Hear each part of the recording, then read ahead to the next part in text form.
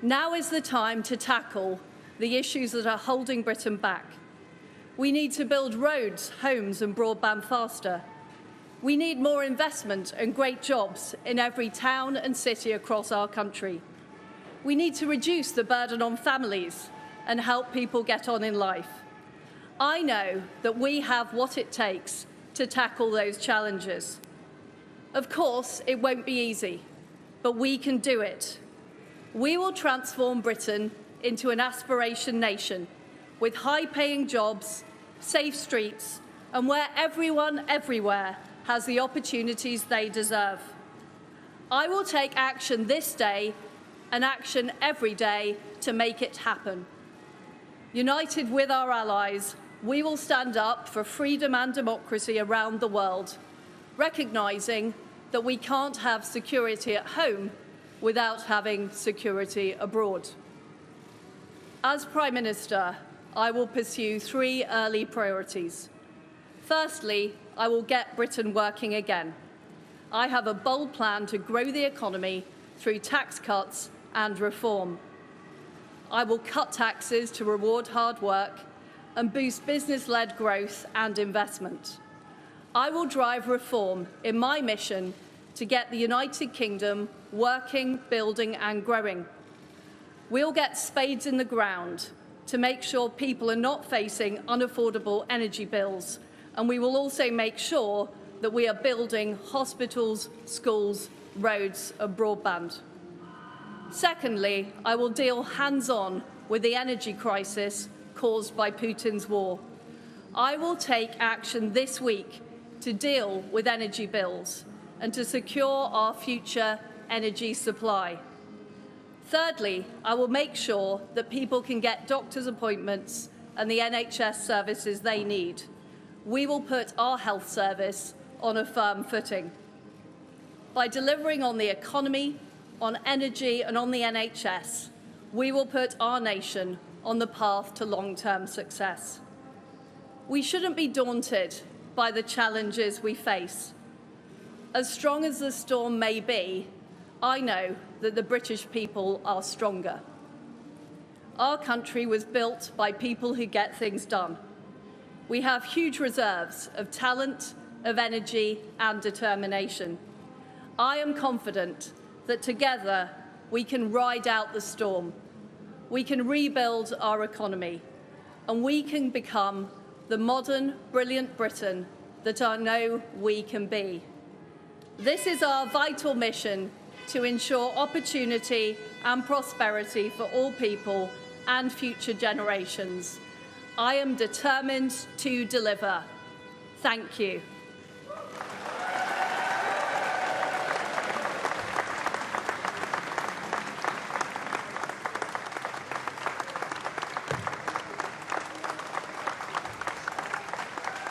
We just heard the new British Prime Minister, Liz Truss, speaking outside of 10 Downing Street, her new home.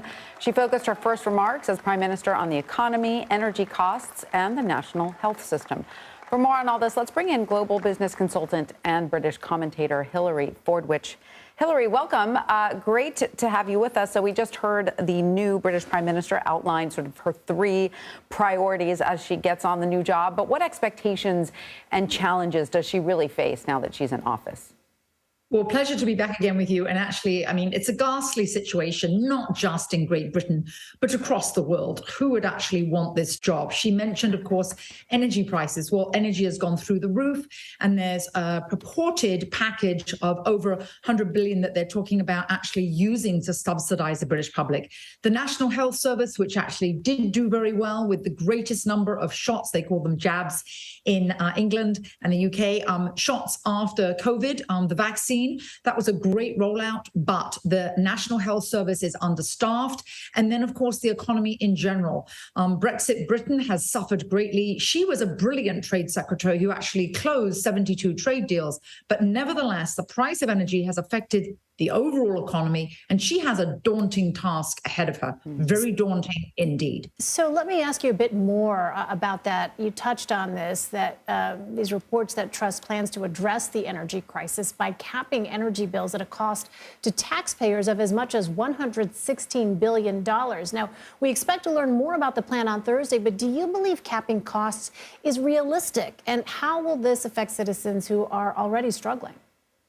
Well, of course, everybody's really struggling over there who is on the sort of the breadline. And the contention is those that say, do we want to burden our children and grandchildren with the ramifications of such a bailout? And then there are others who say, look, the Second World War, it was only in 1986 that the UK finally paid back the US in terms of all the loans that were given for the Second World War.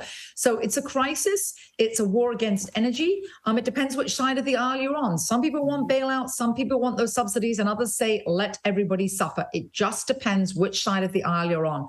But people are going to suffer regardless. It's a question of how much and how deep will this go. And Hillary, in terms of leadership, though, is Truss the sort of leader that the UK needs right now after Boris Johnson? I mean, we know he was a polarizing figure. Does she have the ability to bring people together a bit more? Well, actually, I think so. She's been criticized for being rather wooden and for not being a great orator. Well, I would say a couple of things on that. I think she sounded rather good in the speech she just gave, but of course, that's a subjective opinion. A few things here. With the US and the UK, the pendulum usually swings. Look, after Jimmy Carter, who do we want? We wanted anybody who could just get things done. After Nixon, what do we want? We just wanted somebody who was totally honest, and we got Jimmy Carter. With the pendulum tends to swing, doesn't it? I mean, after Donald Trump, what everybody wanted was somebody who was, quieter and wouldn't tweet. We got Biden. People vote for the opposite and the pendulum swings. So after Boris Johnson, what does the British public want? Well, the British public didn't get to vote. The only people that got to vote were those in the Conservative Party and those members. And that was a less than 1% of the British public. The question will be in the next election in 24, what do people want? I think, or at least the general opinion seems to be that she's a no-nonsense lady. She's even said that, as a lady from Yorkshire, she doesn't mince her words. She is a strong leader. I mentioned those 72 trade deals that she did deliver. And she said in her speech right then, she is a lady who gets things done. She's going to deliver and deliver and deliver. So at this crisis time, I think she is going to be a good politician, mainly because she will do something. She won't dither. She'll deliver. Wow. Hillary Forwich, as you point out, she is facing some daunting challenges. Hillary, thanks so much for sharing your insight with us. We appreciate it. Pleasure. Well, coming up, off the grid, shelling resumes in Ukraine near Europe's largest nuclear power plant.